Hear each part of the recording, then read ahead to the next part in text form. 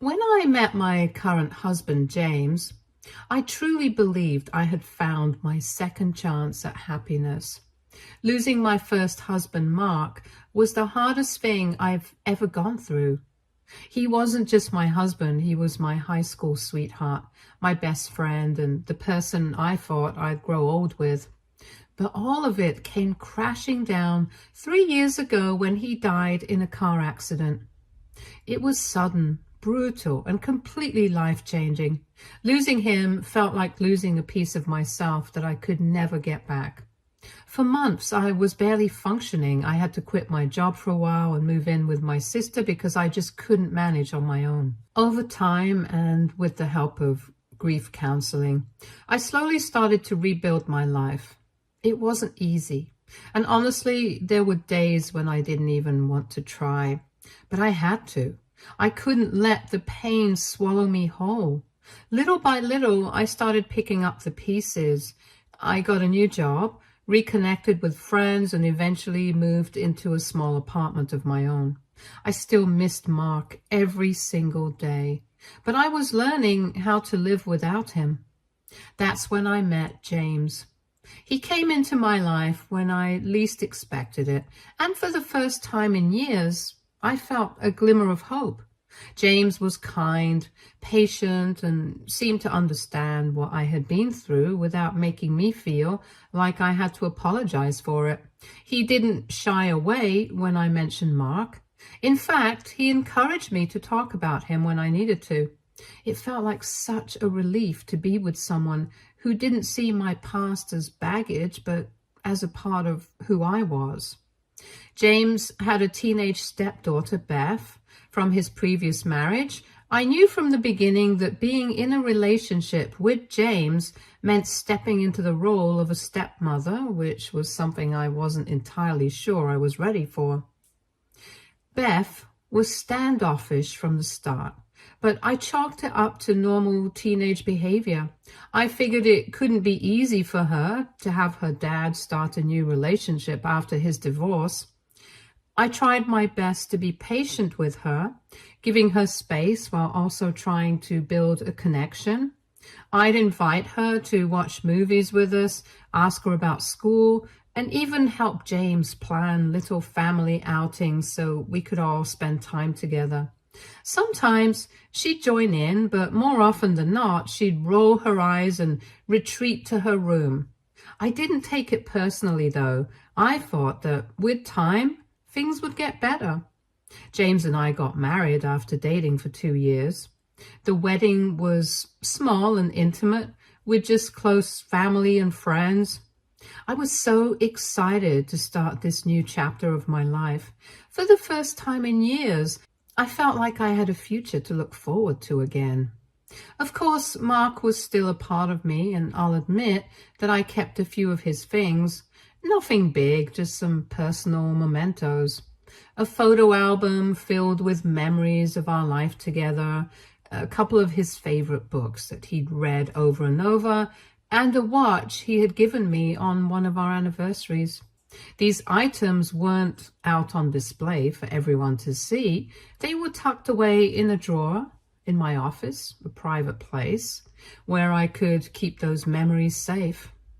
To me, they weren't a sign that I was clinging to the past. They were just small pieces of a life that had shaped me into who I was. Reminders of the love and lessons that had made me the person James fell in love with. The first day of our married life was supposed to be filled with excitement and hope, but instead it turned into one of the most heartbreaking days I've ever experienced. We'd just gotten back from a short getaway, a little trip to celebrate the wedding and ease into our new life together. Everything felt normal until I realized something was missing. I had a small wooden box where I kept a few precious things from my first husband, Mark. It wasn't flashy or anything that stood out, just a simple box with some of his favorite books, handwritten letters we'd exchanged, his wedding ring, and a watch his dad had passed down to him. There was also a collection of photographs from our years together, some candid shots, some from our wedding day, and even a few Polaroids we'd taken during lazy weekends. That box was my lifeline to the memories I had of Mark. It wasn't about holding on to the past in an unhealthy way. It was more about cherishing a part of my life that had shaped me. I kept it tucked away in my office drawer, out of sight but within reach for the rare moments when I wanted to revisit those memories. At first, I thought I'd misplaced it during the move. I started looking everywhere, closets, drawers, even the storage boxes we hadn't unpacked yet. But then, as I walked into the living room, I saw Beth sitting on the floor. She was surrounded by torn-up photographs, ripped pages from Mark's books, and shattered pieces of the vintage watch. The sight hit me like a truck. For a moment, I couldn't even process what I was looking at. I'm not proud of how I reacted. I yelled. I demanded to know why she would do something so cruel, and her response, "You don't need him anymore. You have my dad now." I was stunned. It wasn't just the destruction of the items that hurt. It was the implication that my grief, my memories, and my past didn't matter. I grounded her on the spot, taking away her phone and restricting her to her room except for school and meals. I needed time to process what had just happened, and honestly, I needed James to back me up. When James came home, I was still shaken. I explained everything to him, expecting him to be as horrified as I was. I mean, this was his daughter, but surely he would understand how much this had hurt me. Instead, his reaction was calm, too calm. He said something that left me speechless. He suggested this might have been a test of my emotional availability for Beth, a way to see how I'd handle a difficult situation as her stepmother. A test? I couldn't believe what I was hearing. How could destroying something so deeply personal to me, something tied to the most painful experience of my life, be seen as a test? I asked him how he could possibly justify what Beth did, but he brushed it off, saying, "She's just a kid." I went radio silent after that. I didn't have the energy to argue anymore.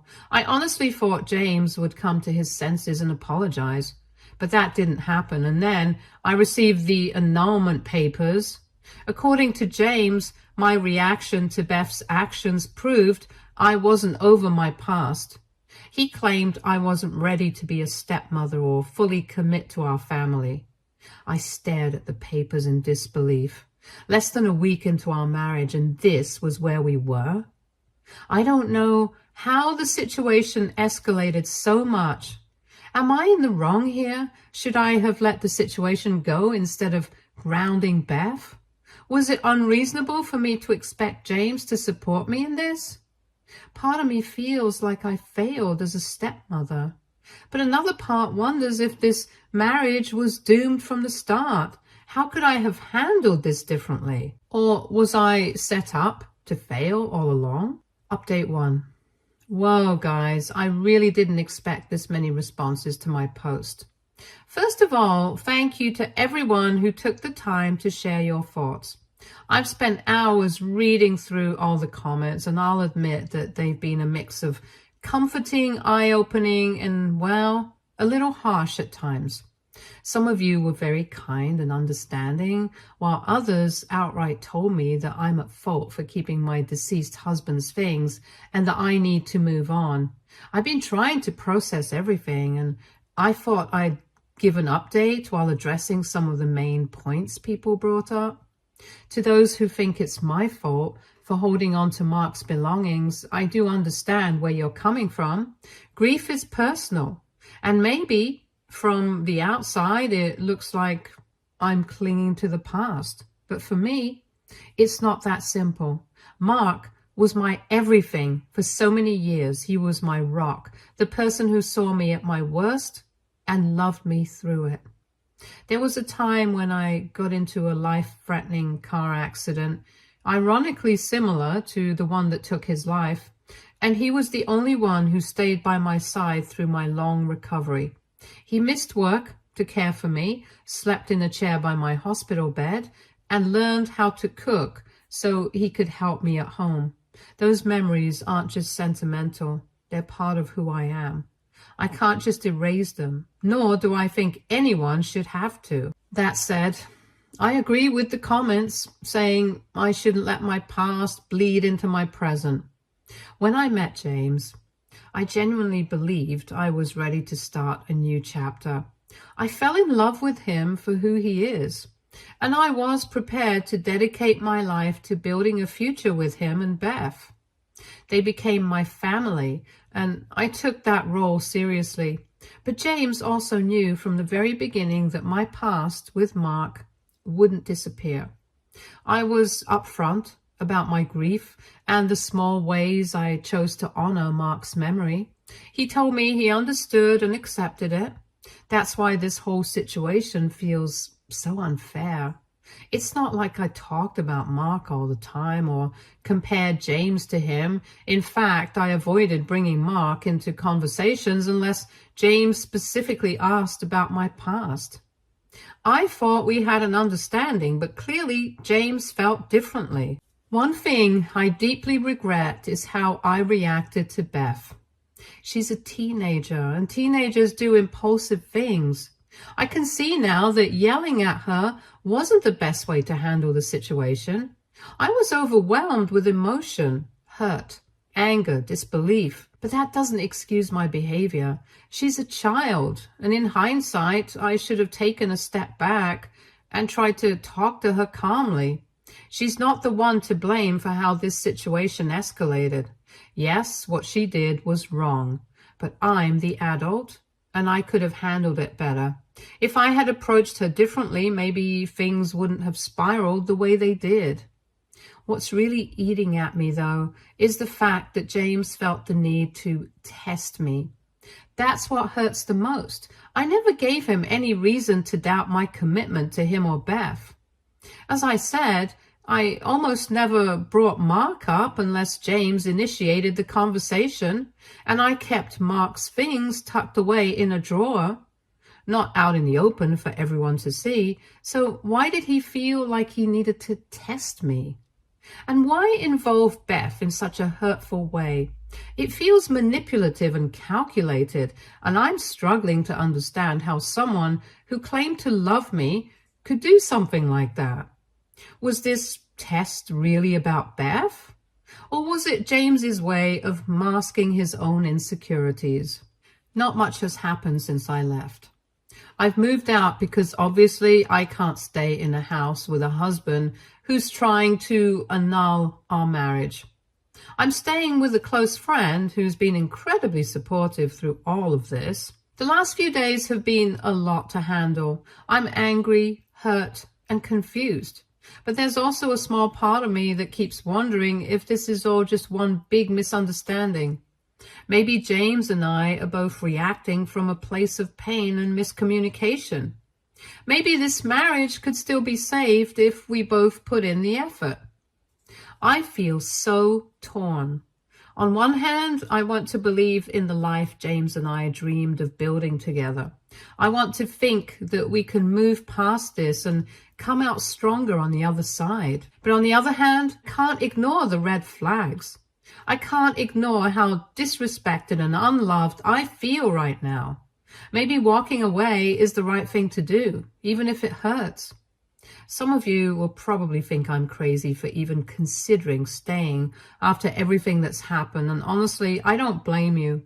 A part of me feels the same way, but love isn't always logical. And when you've invested so much of yourself into a relationship, it's hard to let go. For now, I'm trying to focus on one day at a time. I'm still sorting through my emotions and figuring out what I want to do next. Update 2. Hi guys. I wish I could say things have gotten better, but they've only gotten more complicated. You've been so kind and supportive, and honestly, writing here has been one of the few things keeping me sane. So here's the latest, and trust me, it's a lot to unpack. So I'm still staying with my friend, and she has been nothing short of amazing. She's given me a safe space to cry, vent, and just exist without judgment. The other night, we were sitting on her couch, sipping tea and going over the whole ridiculous situation for the millionth time, when she casually mentioned that she'd brought it up with her brother. Her brother, by the way, is a lawyer.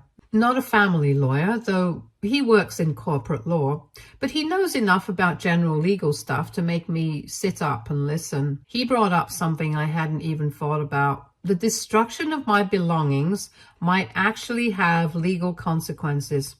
Apparently, destroying someone's personal property, especially when it's intentional and involves items of significant emotional or monetary value, can be a big deal in the eyes of the law. I mean, I knew what Beth did was awful, but I never thought of it as something I could pursue legally. According to him, this kind of thing can be grounds for both criminal and civil action in many places. The fact that it seemed premeditated, based on Beth's whole "you don't need him anymore" comment, makes it even more serious. He explained that even though Beth is a teenager, her age doesn't automatically raise accountability. The items she destroyed were irreplaceable, both in sentimental and historical value. For me, it wasn't just stuff. These were the only tangible pieces I had left of Mark, my late husband. He wasn't saying I should press charges or rush to court. He knows this isn't some corporate lawsuit, but he did suggest that I start documenting everything. He said it's better to have records and not need them than the other way around. So I've started gathering evidence. I took photos of the destroyed items, including the smashed photo frames, torn wedding album, and other keepsakes. I also jotted down a written account of what happened, the sequence of events, Beth's words, and even James's reaction, or lack of it. I've also kept a few texts I exchanged with James about the incident.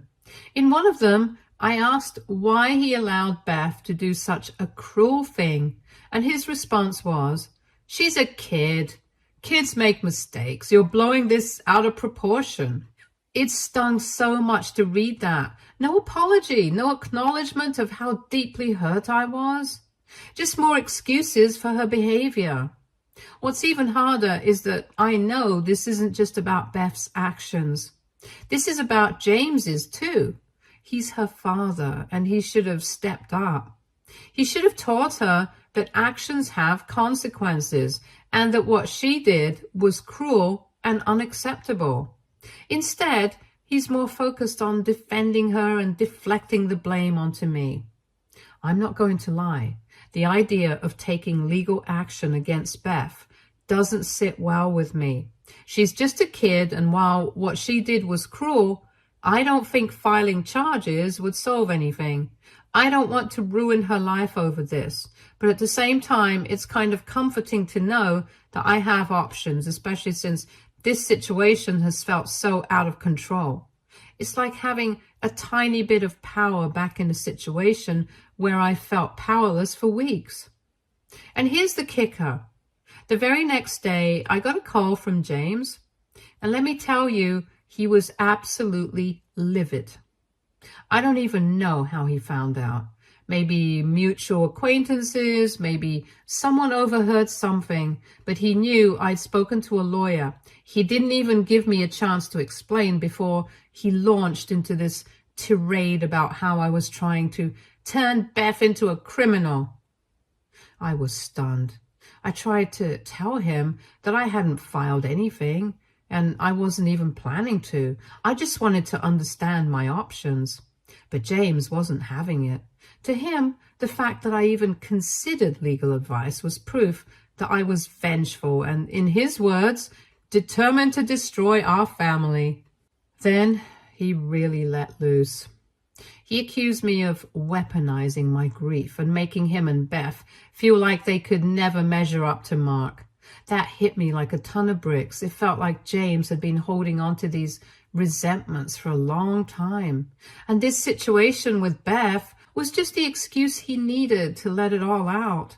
I tried to stay calm and explain my side, but he wasn't interested. He kept framing everything as my fault, keeping Mark's belongings, reacting too harshly to Beth, and even seeking legal advice. By the end of the call, I was in tears, and he was angrier than ever.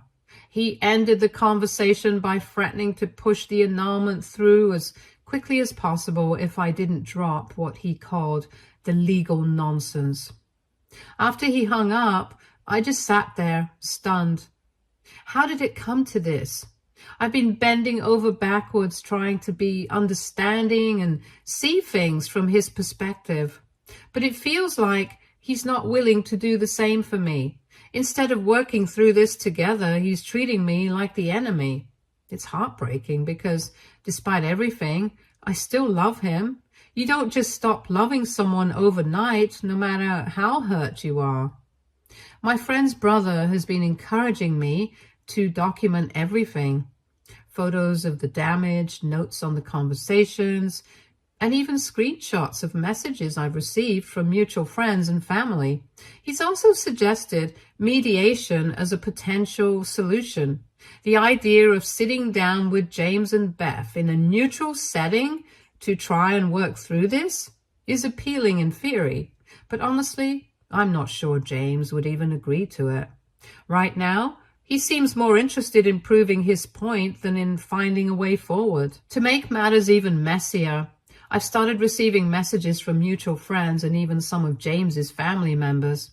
Most of them are trying to stay neutral, but a few have made it clear they're on his side.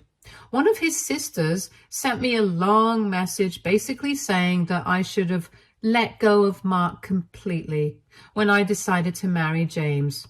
She called Mark's belongings relics and accused me of disrespecting my new family by holding on to them. I haven't responded yet because I genuinely don't know what to say. On one hand, I get that she's being loyal to her brother, but on the other hand, her words really hurt. The more I think about it, the more I realize this isn't just about Beth, Mark, or even James. It's about respect. Respect for each other's pasts, boundaries, and feelings. I thought I was building a future with James that honored where we both came from. Instead, it feels like he wanted me to erase my past completely to fit into his version of a perfect family. That's not fair, and it's not realistic. I've been spending a lot of time reflecting on everything, and I'm starting to wonder if this marriage was doomed from the start. James and I come from such different places, and maybe we weren't as ready for this as we thought. I'm still trying to keep an open mind about mediation, but I'm also preparing myself for the possibility that this marriage might truly be over. Thank you again for all your support and advice. It means more to me than I can put into words. Update 3. Hi everyone. This is most probably my final update. It's been a tough few days, but I finally made a decision. After 2 days of pure torture, going over every detail in my mind and wondering if there was a way to salvage this, I've decided to move ahead with the annulment. This isn't a choice I made lightly. For 2 days, I barely slept. I replayed every conversation, every argument, and every moment that led to this point. I kept asking myself if I could somehow salvage things with James, if there was a chance to rebuild what we'd broken. But every time I thought about it, I came back to the same conclusion. I deserve better. In the end, I filed my own annulment, citing mental cruelty. Honestly, that was one of the hardest things I've ever had to do. Never in my life did I imagine being in this situation, standing in a courthouse, essentially declaring that the man I thought I'd spend my life with had been cruel to me. But it's the truth. What James put me through, the manipulation, the lack of support, and the way he turned everything into a test of my love, was emotionally exhausting. It felt like I was constantly walking on eggshells trying to prove my worth. And in the end, It just broke me. Many of you suggested I file a lawsuit against James or even Beth for the destruction of my belongings, but I decided not to go down that path.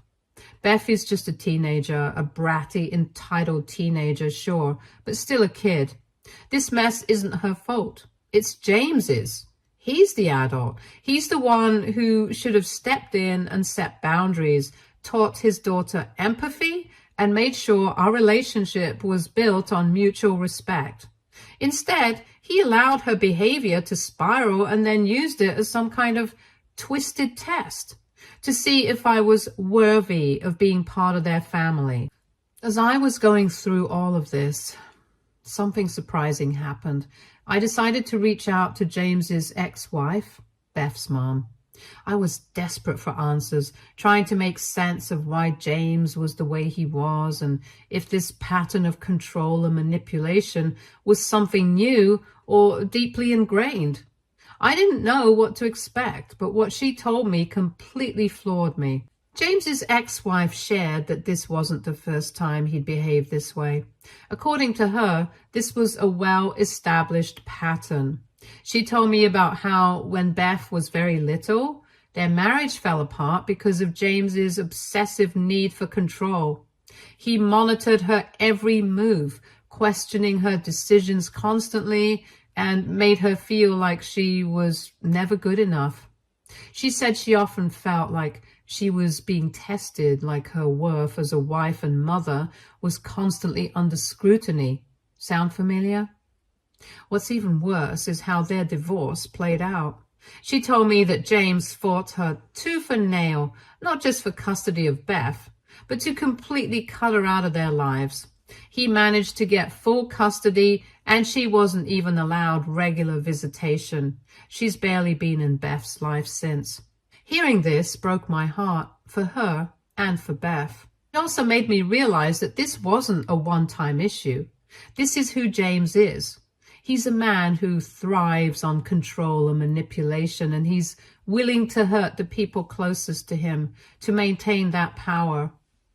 After hearing her side of the story, so many things clicked into place. James's behavior with Beth, the way he enabled her entitlement and encouraged her to push boundaries, wasn't just bad parenting. It was another form of control.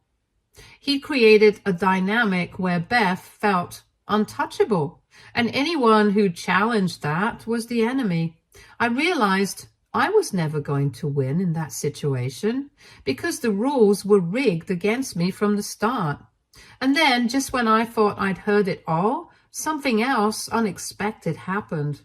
Today, I received a text from an unknown number. At first, I thought it might be spam, but when I opened it, my heart stopped for a second.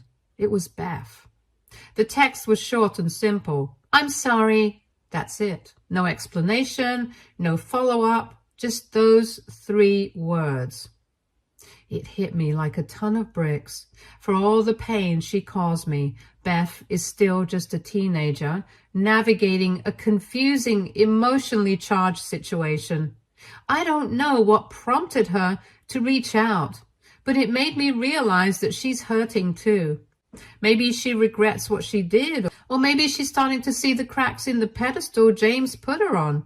Whatever the reason, her apology felt genuine and it stirred something in me. Not forgiveness exactly, but understanding.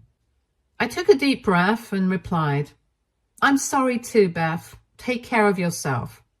That's all I said. I didn't want to push for more or try to have a deep conversation over text.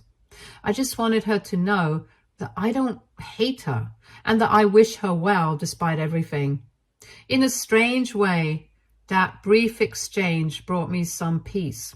It made me realize that no one in this situation came out unscathed. Not me, not James, and not Beth.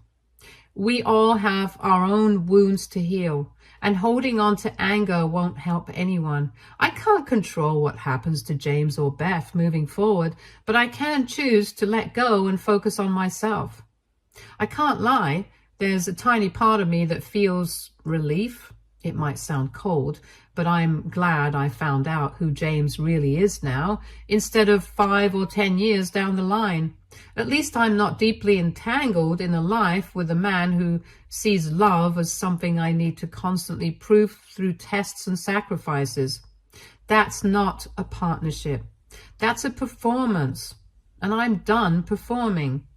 For now, I'm focusing on moving forward. I'm staying with my friend who has been my rock through all of this. I've started seeing a therapist again, not just to work through the grief of losing Mark, but also to process everything that happened with James.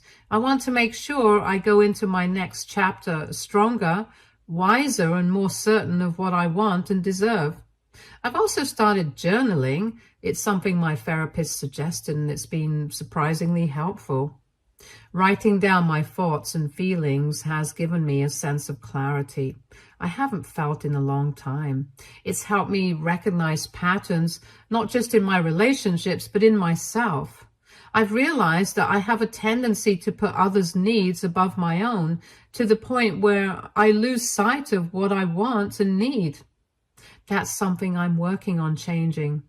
And then there's the future. It's scary to think about starting over, but it's also exciting. I've been toying with the idea of taking a solo trip somewhere, maybe to a place I've always wanted to visit, but never had the chance. It feels symbolic in a way, a fresh start just for me. I don't know where I'll go yet, but the thought of it fills me with a sense of hope I haven't felt in a long time. To those of you who've been following my story and offering support, I can't thank you enough. Your words have kept me grounded during some of the darkest moments. I've read every comment, every message, and every piece of advice, and it's helped me more than I can say. You reminded me that I'm not alone, even when I felt like the walls were closing in. I know this isn't the happy ending I was hoping for, but maybe it's the one I need. Sometimes walking away is the bravest thing you can do. It's not easy, and it's not without pain, but it's necessary. I'm learning to see this not as a failure, but as a new beginning, a chance to rebuild, to rediscover myself, and to create a life that feels authentic and fulfilling. Thank you for being here for me. Here's to new beginnings. Stay tuned for more stories from Our Girl Relationships.